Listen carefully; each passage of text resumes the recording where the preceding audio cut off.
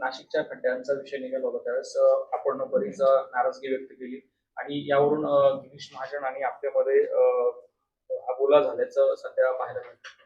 हे सगळं तुमचं मीडियाने क्रिएट केलेलं पिक्चर आहे. किंबहुना प्रतिहार वगैरे घालायला जाताना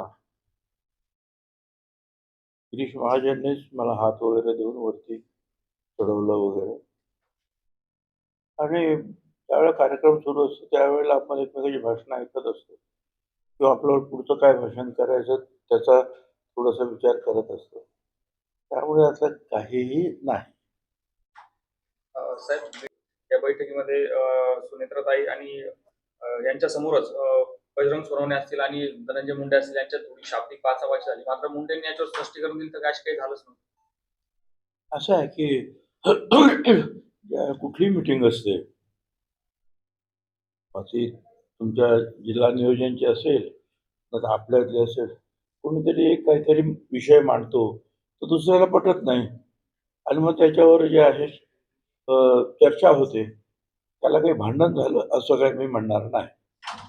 उत्तर देत नाही. मात्र अमित शहा आणि सुनेत्राताई यांच्यामध्ये केंद्रीय मंत्रिमंडळासंदर्भात चर्चा झाली अशी सूत्रांची माहिती. आता कुठलं सूत्र आहे ते मला तुम्ही कधी सांगत नाही. त्या सूत्राला मी विचारलं असतं किंवा मला सांग मला काय झालं. परंतु जर असं काही चर्चा झाली असेल तर मुंबईला गेलं तर सुनेत्राताई कदाचित माझ्याशी बोलतील सुद्धा. पक्षश्रेष्ठींनी कोणत्याही क्षणी आदेश दिल्यास मी मंत्रिपद सोडायला तयार आहे. हा नियमच आहे ना. जो आपल्या पक्षाचा अध्यक्ष असतो त्याने जर काही सांगितलं तर तोच आपलं नाव जे आहे मंत्रिपदासाठी सुचवतो. त्यामुळे जर एखाद्याला जायचं जर झालं किंवा काढायचं झालं तर त्या पक्षाचे अध्यक्ष सांगतात. पण मला असं तूर्त असं काहीही वाटत नाही की अशा काही घडामोडी घडतील असं मला काही वाटत नाही. ठरलेली नसताना संजय शिरसाट असतील, बच्चू कडू यांनी ना त्यांची भेट घेतली. यावर उपमुख्यमंत्री एकनाथ शिंदेने त्यांना झापलंय. मला कल्पना त्यांनी झापलं की नाही ते, परंतु तो त्यांना योग्य वाटलं असेल की असं बोलावं, त्यांना समजूत समज द्यावी. ते झालंय अयोग्य झालं असं त्यांना कदाचित वाटलं असेल. मला काही कल्पना नाही त्याची नक्की काय झालंय. आलंय की मोदींनी फडणवीस यांना केंद्रात जबाबदारी घेण्यास सुचवलंय. तसेच दिल्लीत फडणवीसांची गरज आहे आणि महाराष्ट्रात जर मुख्यमंत्री नेमायचा असेल पुढचा तर तो फडणवीसांच्याच पसंतीचा नेमला जाईल असं लिहिलं गेलेलं आहे. तसंच मोदी शहा यांच्यामध्ये देखील सुप्त संघर्ष सुरू आहे असं सामनामध्ये लिहिलं गेलं.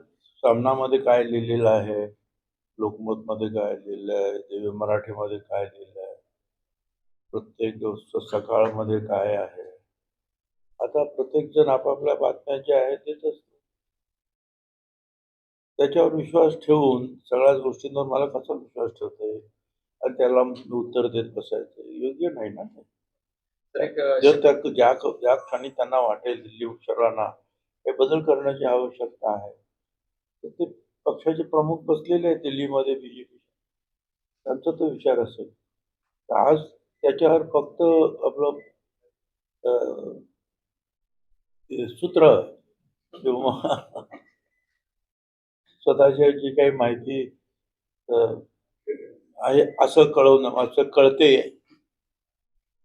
मी काय उत्तर देणार. साहेब शेवटचा स्थानिक पुन्हा वाहतुकीची कोंडी वाढली आहे. 2 ते 3 ऍक्सिडेंट झाले होते आणि काल एका महिलेचा मृत्यू झाला चौफुल येथे वाघपरतळीमुळे. असं काय की मला असं वाटतं की सगळ्यांनी वाहतुकीचे नियम पाळायला पाहिजे. येवल्याच्या बाहेरून बाह्य रस्ता काढण्याचा जो आहे आरेखन DPR जो आहे तयार होतो आहे त्याच्यावर स्वतः आम्ही लक्ष घालतो आहोत. लवकरच ते काम सुरू होईल, परंतु त्याला मोठं काम आहे, उशीर हा लागेलच.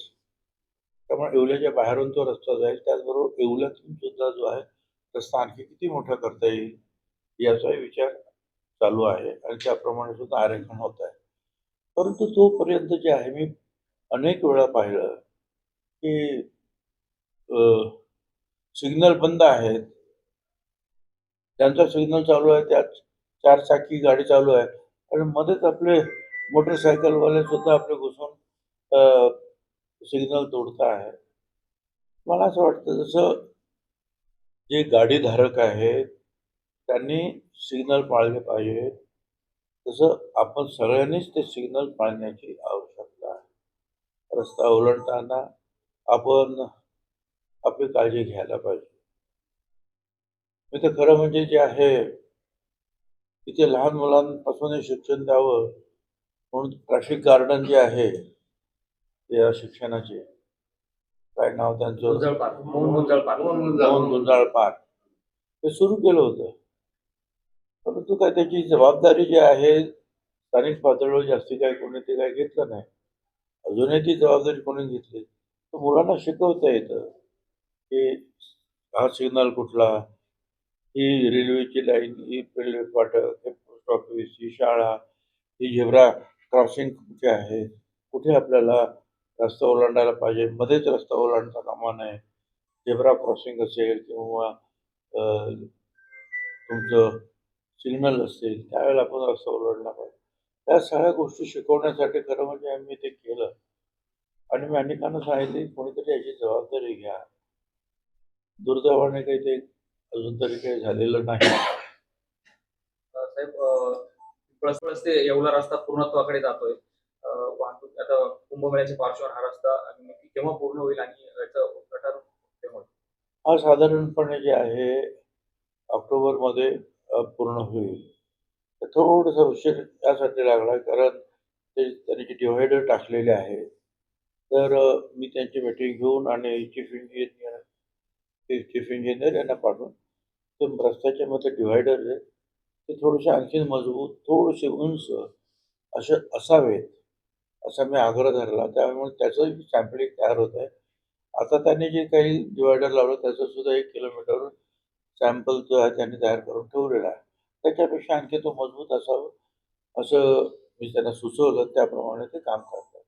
बाकी मला असं वाटतं की ऑक्टोबरपर्यंत हा रस्ता निश्चितपणे पूर्ण होईल.